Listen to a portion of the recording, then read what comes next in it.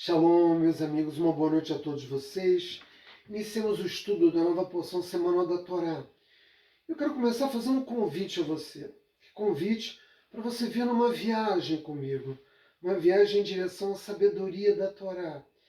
Você vai dizer, mas não é a mesma viagem que você nos convida a todos os vídeos que você oferece? Sim, mas é preciso entender que a sabedoria da Torá não é algo simples de ser assenhorada, de ser adquirida. Exige de cada um de nós um esforço muito grande. Mesmo a interpretação do Pshat, a interpretação literal da Torá, exige de nós uma capacidade superior.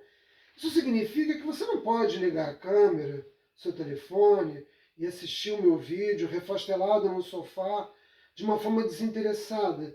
É preciso que você esteja atento para acompanhar o desenvolvimento dos argumentos, de modo a, ao final, compreender, de fato, aquilo que a Torá está nos ensinando. Da minha parte, eu procuro fazer o maior esforço possível, dentro das minhas limitações, de tornar um conhecimento que tem um grau de dificuldade muito grande, né, em algo que seja mais facilmente compreendido. Às vezes eu tenho êxito, às vezes não, mas essa é uma responsabilidade que não é só minha, é de você também. E a paraxá que nós vamos estudar essa semana é a paraxá Mishpatim, que é antecedida pela paraxá Itró. Todos nós que estudamos a Torá sabemos bem que as paraxot são sempre conectadas. Às vezes essa conexão é cronológica, mas nem sempre, porque a Torá não é descrita numa narrativa cronologicamente precisa. Muitas vezes o texto da Torá avança e depois ele retorna.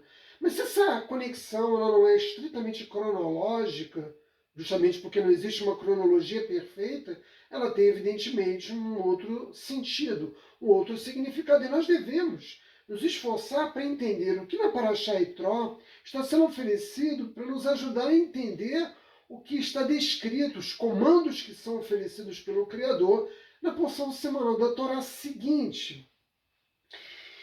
E a Paraxá Mishpatim começa nos dizendo: estas são as leis que pus diante de vocês.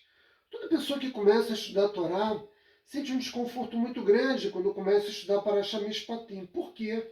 Olha, a Paraxá Itró da semana passada tinha algo muito singular, único mesmo, em toda a narrativa da Torá. E o que foi? O fato de que o Criador dos mundos, o Mestre do Universo, pela primeira e única vez desceu ao nosso mundo e manteve um contato direto com a sua criação, com nós, com os seres humanos. 3 milhões de judeus tiveram, e essa foi a única vez que os seres humanos tiveram a oportunidade de estabelecer uma relação direta com o Criador. E essa é uma experiência marcante, apoteótica. E agora, quando nós começamos a estudar Paraxá Mishpatim, nós vamos encontrar um corolário imenso de leis que procuram regulamentar, né, os mandamentos divinos, os Aseret Dibrot. Os 10 enunciados são oferecidos e agora nós precisamos compreender de que maneira eles são aplicados nas nossas vidas. Isso às vezes causa para alguns de nós um certo desconforto, porque nós queríamos que a Torá continuasse, né, num contínuo processo de mobilização plena dos nossos sentidos, da nossa emoção, mas não é assim. Não é isso que o Criador nos pede. E é fácil compreender isso. O 8º mandamento dos 10, a Aseret Dibrot, nos diz que nós não devemos roubar. E o 10º diz que nós não devemos cobiçar aquilo que pertence ao outro. Mas para nós podermos cumprir esses 2 mandamentos, é preciso que a gente entenda realmente o que é a propriedade. Se você não consegue compreender aquilo que realmente te pertence, como é que você vai saber se você está roubando algo de uma outra pessoa ou não? Como você pode saber se você está cobiçando ou não algo de outra pessoa?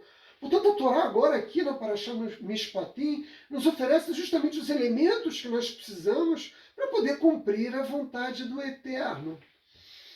E como é que a Paraxá Itró terminou? Ela terminou lá em Shemot, no seu capítulo 20, no seu passo de número 26, lá está dito: não subas por degraus sobre o meu altar, para que não seja descoberto a tua nudez sobre ele. Mais de 10 anos atrás, quando eu comecei a estudar a Torá sistematicamente no meu processo de Teshuvá, quando eu li esse passuque, orientado naturalmente por rabinos, eu entendi o seguinte: no Beit HaMikdash, no templo em Jerusalém, o altar ele ficava num nível muito superior ao piso básico do Beit HaMikdash. E para que os sacerdotes tivessem acesso ao altar, onde eram feitos os sacrifícios, era preciso subir uma rampa. E todos nós sabemos que os sacerdotes, né, o Cohen ou o Cohen Gadol, o sumo sacerdote, eles usavam túnicas. E, evidentemente, ao subir a rampa, eles tinham a sua nudez protegida, ela não era descoberta. Por quê? Porque se tivesse sido colocada uma escada que ligasse eles até o altar, embora ela permitisse que os sacerdotes chegassem mais rapidamente ao altar, porque é muito mais rápido subir uma escada do que caminhar por uma longa rampa, sobretudo íngreme, mas as pessoas, né, do nosso povo poderiam ver por debaixo das túnicas dos sacerdotes. Então, na época, a minha compreensão desse passuco tinha por finalidade, né, entender que, ao estabelecer a forma de acesso ao altar por uma rampa, proteger a nudez de cada um dos nossos sacerdotes. Isso não está errado, mas a Torá, como eu já tive a oportunidade de dizer muitas vezes, é como uma cebola que tem muitas camadas. Nós precisamos aprofundar o nosso entendimento de cada um desses passuques, né? Porque se nós pararmos para pensar agora, e eu já refleti isso muitos anos atrás, não faz muito sentido que a Torá nos diga que o sacerdote deve subir uma rampa apenas para que não seja vista a nudez dele por debaixo de sua túnica. Simplesmente a rampa seria estabelecida e ela não seria mencionada como um fato relevante na Torá. Portanto, como é que nós devemos entender isso? Qual é de fato a conexão? Por que a Parashá Itró está ligada a Parashá Mishpatim?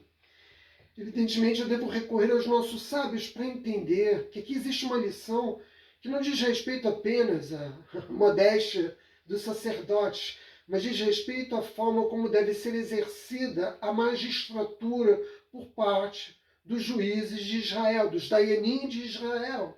Nós sabemos que quando o nosso povo demanda aos nossos juízes que eles resolvam as querelas existentes entre pelo menos duas partes envolvidas, eles devem agir com sabedoria. Mas o que a Torá está nos ensinando aqui com a história da rampa também é que essa sabedoria, para ser adquirida, é exigida dela uma certa lentidão. Mas cada nós subimos com rapidez os seus degraus, mas uma rampa não, ela é mais lenta. Ou seja, a aquisição da sabedoria, que está expressa na ideia do sacerdote subindo a rampa em direção ao altar, exige de nós o entendimento de que ela só pode ser de fato adquirida num longo processo de construção dessa sabedoria, não com pressa, mas com lentidão. Para nós sabermos bem onde está a verdade, que é o que basicamente um juiz faz, de modo a não proferir palavras equivocadas, expressos através de uma sentença, em que a justiça não prevaleça, ele precisa de tempo. Ele precisa de tempo para se preparar, ele precisa de tempo para ouvir as partes e chegar às suas conclusões. Mas nós sabemos que o juiz não é um profeta. Ele não tem dons de profecia, ele não é um adivinho. Ele só sabe aquilo que chega até ele por meio dos seus olhos. Como modernamente, qualquer tribunal, o juiz só tem conhecimento dos autos do processo, ele decide com base nos autos do processo. Mas vejam, os tribunais de Israel são tribunais religiosos. Não estou falando da Israel moderna, essa que completou 73 anos de idade. Estou falando da Israel orientada pelas leis da Torá. Estou falando de tribunais orientados pela lei divina. É preciso que um Dayan, um juiz do nosso povo, seja capaz de enxergar muito além daquilo que os nossos olhos físicos podem facilmente alcançar. Você vai dizer, pô, mas Tito, você está exigindo que ele seja um super-homem. Não! Ele não tem dons de adivinhação, ele também não é um profeta, mas ele deve ser capaz de ver aquilo que não se pode ver tão facilmente. Ele precisa ter uma inteligência superior.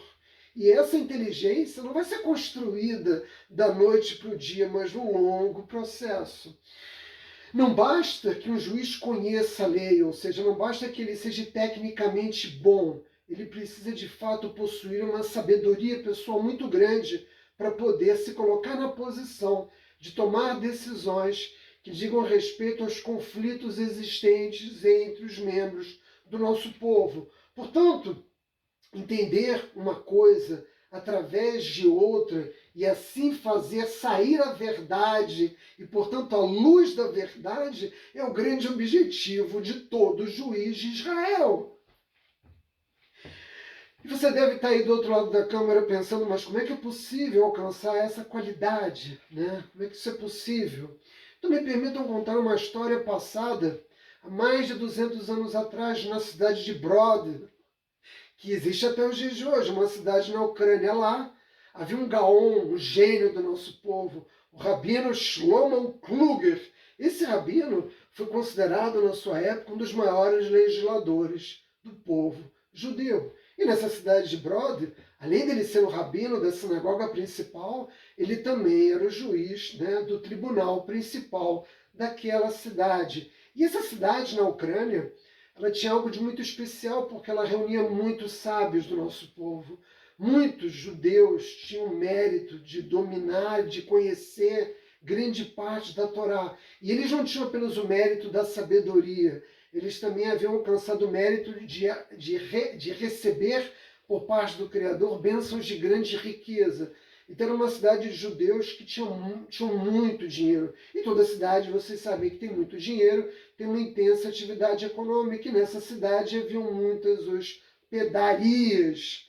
Numa determinada ocasião, um judeu vindo de longe se hospedou numa dessas hospedarias e, com medo de ser roubado durante a noite, ele colocou debaixo do seu travesseiro a sua bolsa onde ele guardava o dinheiro que ele transportava com ele, porque ele sabia que dessa forma ele não seria roubado. Tudo bem, a noite transcorreu tranquila. No dia seguinte, ele se levantou, tomou um café e foi em direção à estação de trem, aonde ele pretendia pegar o trem para seguir viagem. E quando ele chega na estação, ele percebe que havia esquecido a bolsa com seu dinheiro na hospedaria. Evidentemente, ele esquece a passagem, esquece a estação de trem e volta correndo até o hotel. Mas não é difícil de vocês imaginarem que quando ele chegou no quarto, o quarto já estava limpo e a bolsa com dinheiro já não se encontrava mais. Imediatamente ele procurou o dono da hospedagem, né, informando o que havia acontecido e pedindo que fosse devolvida a ele a bolsa com dinheiro. Mas o dono da hospedagem disse a ele algo como: você deve estar um tanto confuso, você deve ter feito negócios na cidade e acabou esquecendo a bolsa em algum outro lugar, porque ela não estava no quarto. Mas esse hóspede já conhecia a fama de algumas dessas hospedarias na cidade de Brod e que os seus donos não eram pessoas propriamente íntegras. E como eles não conseguiram chegar ao entendimento, o que eles fizeram? Levaram até o Dayan, o juiz Brod, o rabino Shlomo Kluger, levaram até ele uma demanda, né? O hóspede reivindicava que o dono da hospedagem pagasse, devolvesse a ele aquilo que havia sido tomado, e o juiz, como cabe a todo juiz de Israel, ouviu atentamente aquilo que cada uma das partes relatou. O hóspede não conhecia o juiz Brod, mas ele conhecia bem a fama daquela hospedaria. E o juiz, enquanto ouvia o dono da hospedagem falar, percebeu que o dono da hospedagem tirou do seu bolso uma pequena caixa de ouro, onde ele guardava tabaco. E ele teve a oportunidade de, né, aspirar o odor daquele tabaco, que era uma prática muito comum no passado. E o juiz disse para esse senhor, que era o dono da hospedagem: me permita sentir também um agradável aroma do tabaco, coloque a caixa aqui próximo da minha mesa para que eu também me beneficie, né, do agradável odor desse tabaco. Evidentemente, o dono da hospedagem não teve dúvidas em pegar a caixinha de ouro e colocar próximo da mesa do juiz para que ele também pudesse se beneficiar do agradável aroma do tabaco. E logo depois do juiz ouvir as alegações das partes, o juiz disse a ambos: olha, estou diante de uma situação que exige de mim uma reflexão mais aprofundada. Me permitam algum tempo para que eu possa pensar adequadamente sobre o que cada um de vocês está me dizendo. Vocês aguardem lá fora e assim que eu tiver uma decisão eu chamo vocês. E assim que as duas partes saíram do tribunal, o juiz chamou seu secretário e disse para ele: está vendo essa caixa de ouro aqui? Eu quero que você pegue e que você vá até a hospedagem, né?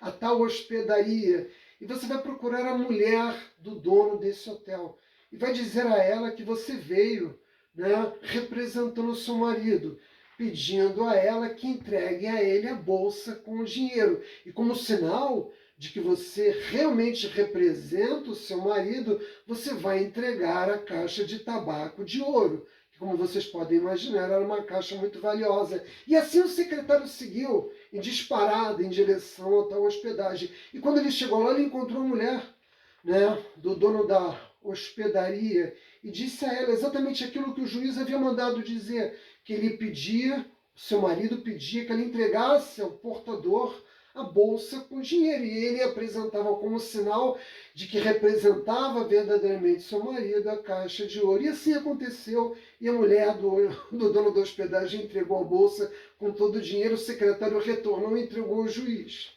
Depois que o juiz tomou posse da bolsa, com todos os recursos, ele chamou primeiro o dono da bolsa, né?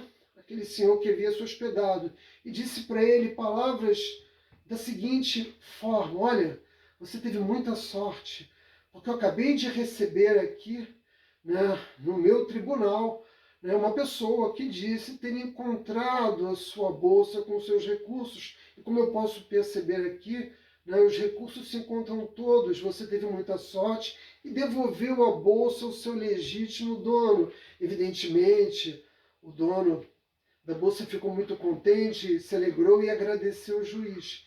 E depois ele chamou o dono da hospedagem e contou a ele o que havia feito, que ele havia mandado o secretário dele com a caixinha de ouro de tabaco e pedido à esposa dele que entregasse a sua bolsa. Vejam, meus amigos, a sabedoria do juiz de Israel, que, como eu chamei a atenção antes, deve ser capaz de trazer à tona a luz da justiça e da verdade. Ele foi capaz de proferir uma sentença precisa, sem criar constrangimento entre as partes. Talvez você possa pensar, não, ele deveria ter condenado o dono da hospedagem a uma dura pena e tê-lo humilhado publicamente. Mas o juiz de Israel não seguiu essa diretiva. Ele procurou acreditar que, diante da experiência vivida pelo dono da hospedagem, ele havia aprendido a lição e não voltaria a cometer esse crime, meus amigos. É nisso que consiste a sabedoria dos rabinos ou dos sábios de Israel. É assim que os sábios de Israel devem se comportar e é assim que os juízos de Israel devem acontecer, para que a luz da justiça possa sempre brilhar, meus amigos. Pai,